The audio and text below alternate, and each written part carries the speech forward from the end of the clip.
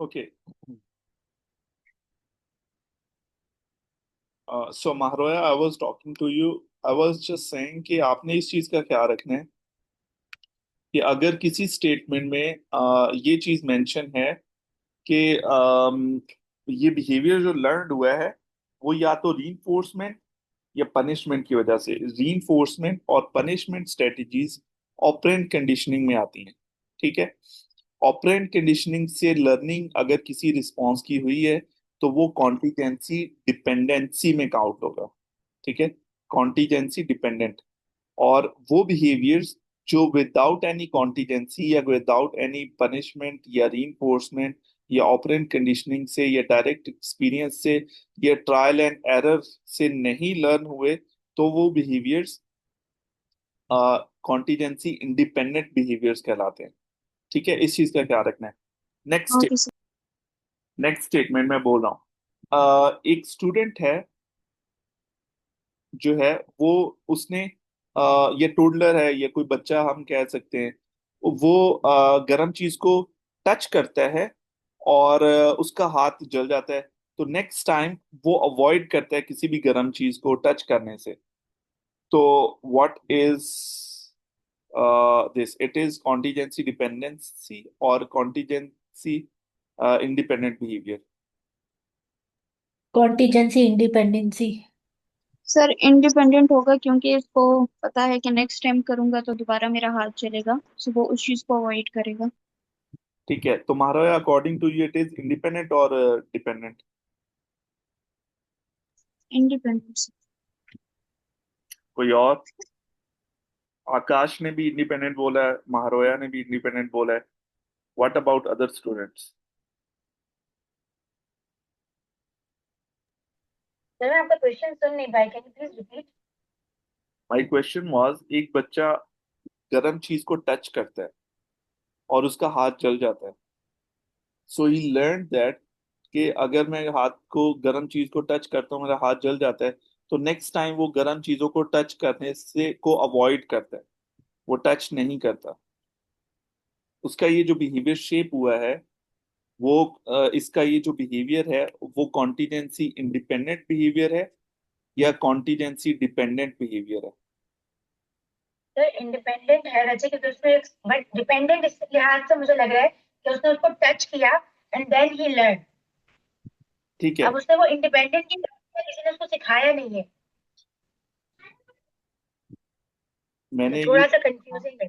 हाँ, मैंने कहा था डिपेंडेंट कॉन्टिजेंसी डिपेंडेंट बिहेवियर हर वो बिहेवियर है जो ऑपरेंट कंडीशनिंग से लर्न होता है या वो डायरेक्ट एक्सपीरियंस करने से लर्न होता है या वो ट्रायल एंड एरर करने से लर्न होता है। ट्रायल एंड एरर क्या है कि मैंने, अब मुझे नहीं पता, मैंने उसको अपनी गाड़ी को जो रफ रास्तों से गुजारता हूँ।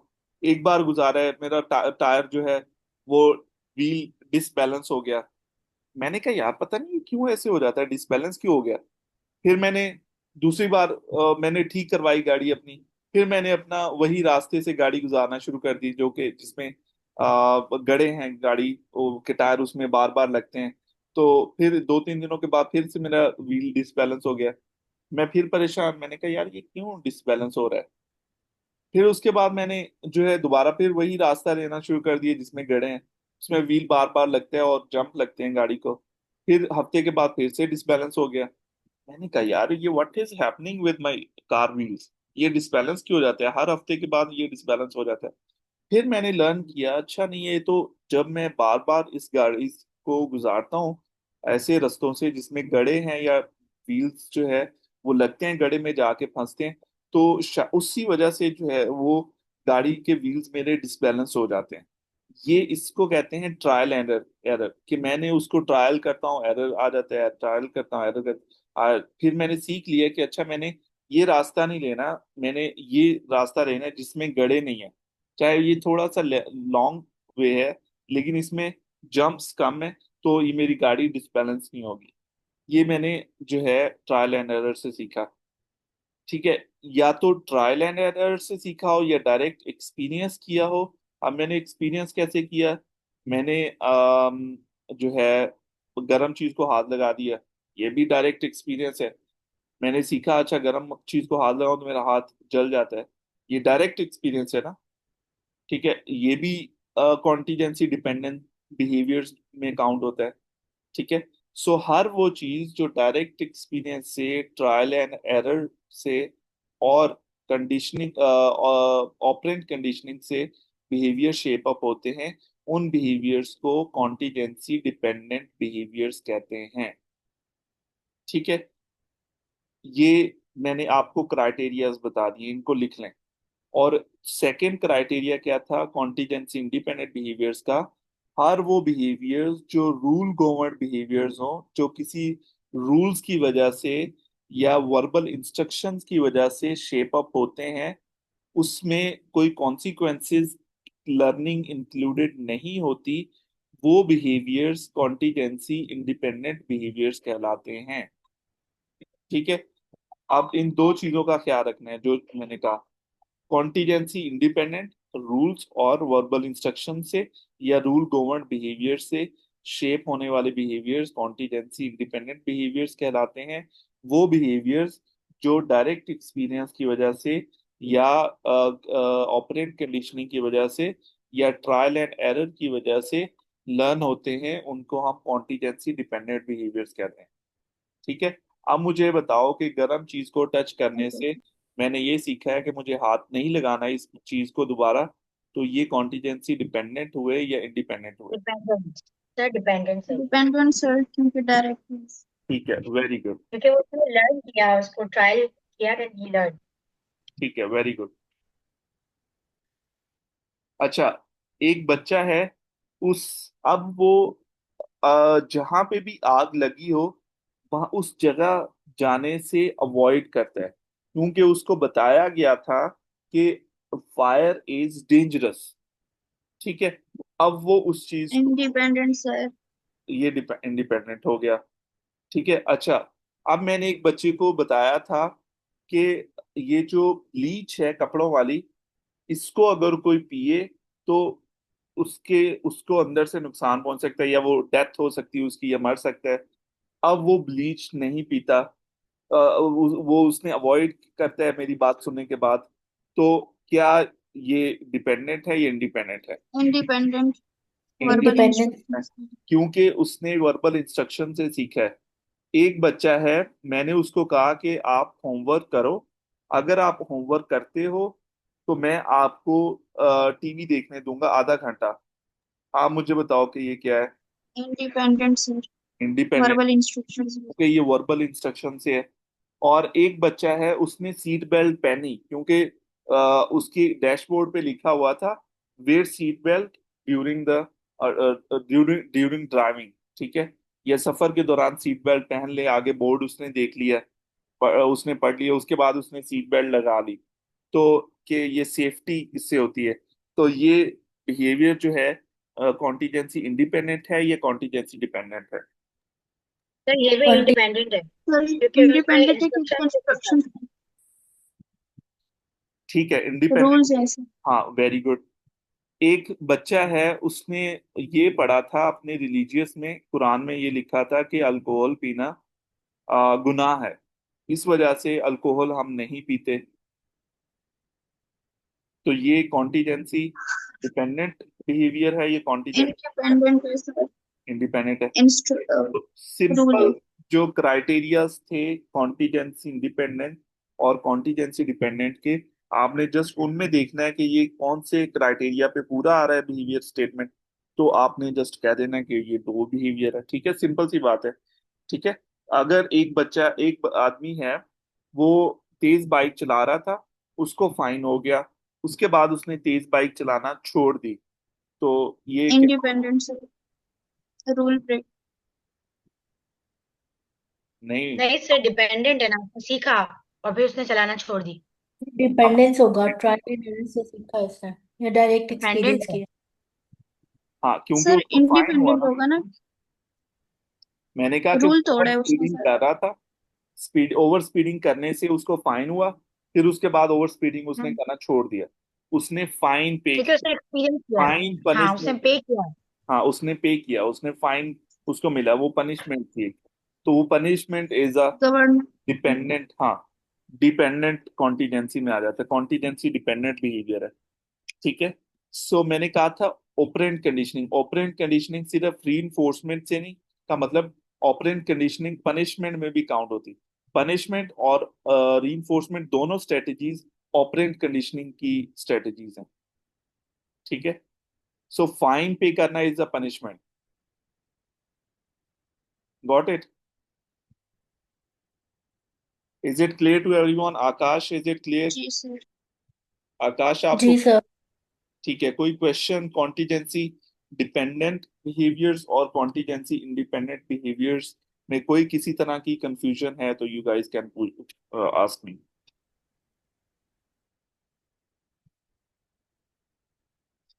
अच्छा, इसमें अब क्लियर हो गया आप।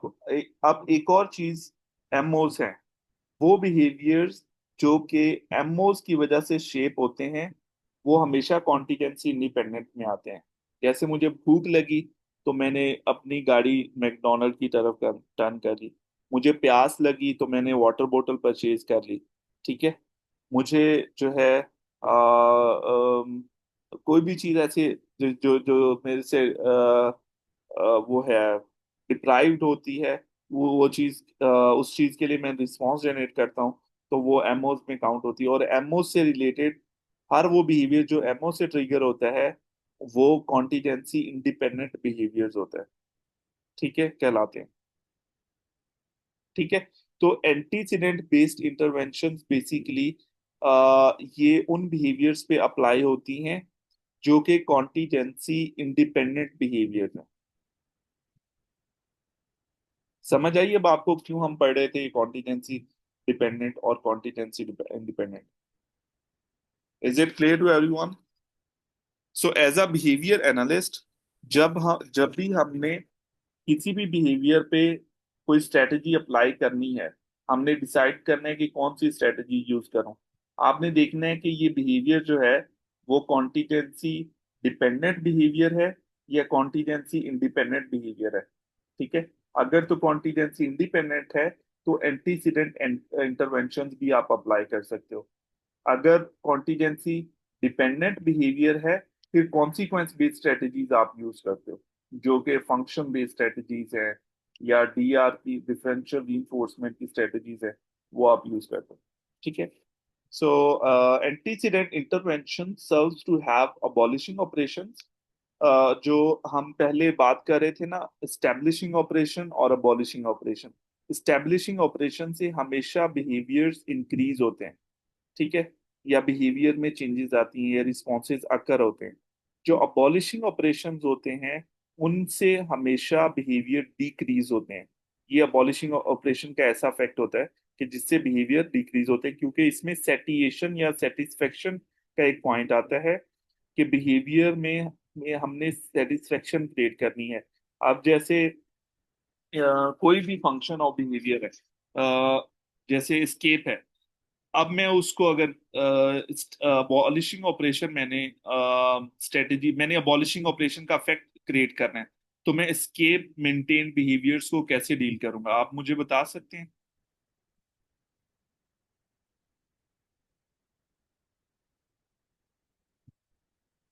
सर प्लीज रिपीट कीजिएगा, थोड़ा नेट की इशू हो रही है।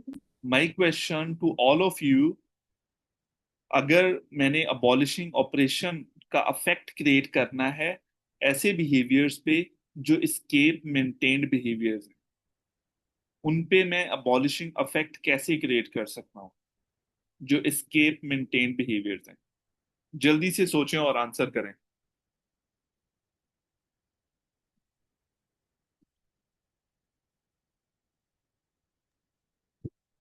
तो बच्चे का फ्री टाइम जो होता है, वो ब्रेक टाइम वो खत्म करके, अगर वो स्केप दिखा दे रहे तो। मैंने तो एबॉलिशिंग ऑपरेशन का इफेक्ट क्रिएट करना है ना। अगर मैं खत्म करूंगा तो वो तो पनिशमेंट हो जाएगी। सर रीइंफोर्सर कुछ टाइम के लिए इंक्रीज करेंगे ठीक है, वेरी गुड वेरी गुड। उसकी प्रोबेबिलिटी। इसमें माहरोया रीइंफोर्समेंट क्या है एस्केप मेंटेन बिहेवियर में? सर जो भी बच्चे का रीइंफोर्सर होगा नहीं वो नहीं प्रेजेंट करते।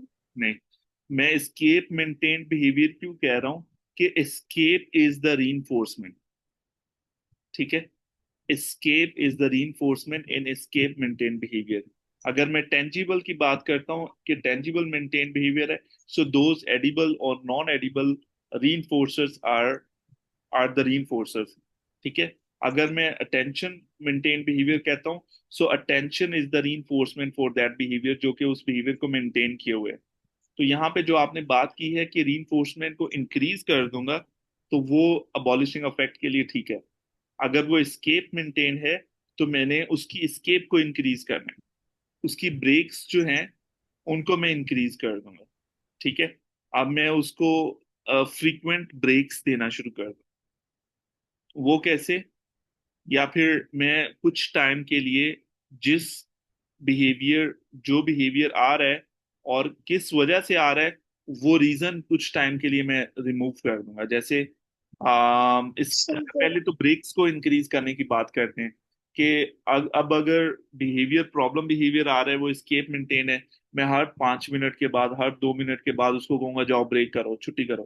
ठीक है, फिर से उसके बाद उसको बिठाऊंगा, फिर थोड़ा सा काम करवाया 2-3 मिनट, फिर ब्रेक दे दी, फिर उसके बाद 1-2 मिनट काम कराया, फिर ब्रेक दे दी, फिर 5-6 मिनट काम करा, ब्रेक दे दी, फिर 5-6 मिनट काम करा, ब्रेक दे दी। अब मैंने उसको इतनी ब्रेक्स दे दी कि वो उसका उसमें अबॉलिशिंग इफेक्ट आना शुरू हो गया। अब वो जो उसकी वैल्यू जो थी ब्रेक की, वो ऑटोमेटिकली डिक्रीज हो गई, क्योंकि उसको ऑलरेडी इतनी ब्रेक्स मिल रही हैं कि जो उसकी वैल्यू थी उसमें डिक्रीज आया, क्योंकि सेटिएशन का पॉइंट आ गया ना उसको। जो जितनी ब्रेक वो ले रहा था स्केप बिहेवियर शो करके, अब उससे ज्यादा ब्रेक्स उसको मिल रही हैं। तो अब उसको और ब्रेक्स नहीं चाहिए, वो थक गया, वो उसकी वैल्यू खत्म हो गई ब्रेक की। ठीक है, सो जिस वजह से उसका बिहेवियर जो जो स्केप मेंटेन बिहेवियर था, वो रिड्यूस हो जाएगा, क्योंकि ऑलरेडी उसको ब्रेक्स मिल रही हैं। लेकिन उसमें एक चीज ध्यान में रखनी है कि जो उसका जो प्रॉब्लम बिहेवियर था पहले, उसका आपने टाइम ड्यूरेशन नोट करना है कि कितनी देर के बाद वो प्रॉब्लम बिहेवियर अकर हो रहा था।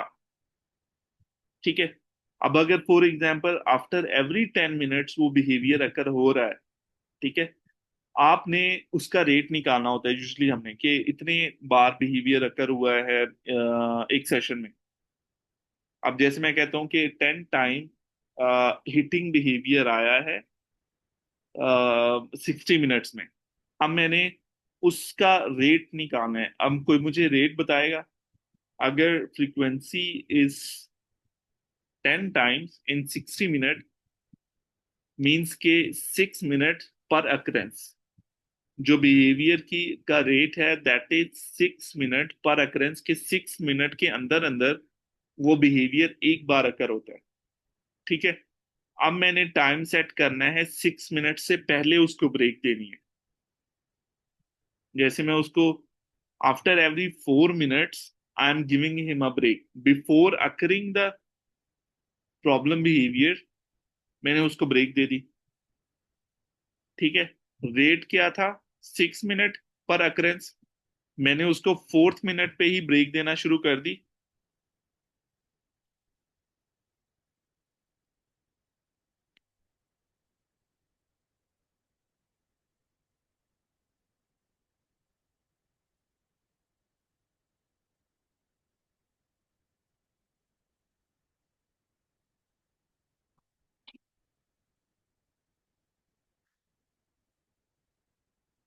या चार्जर तो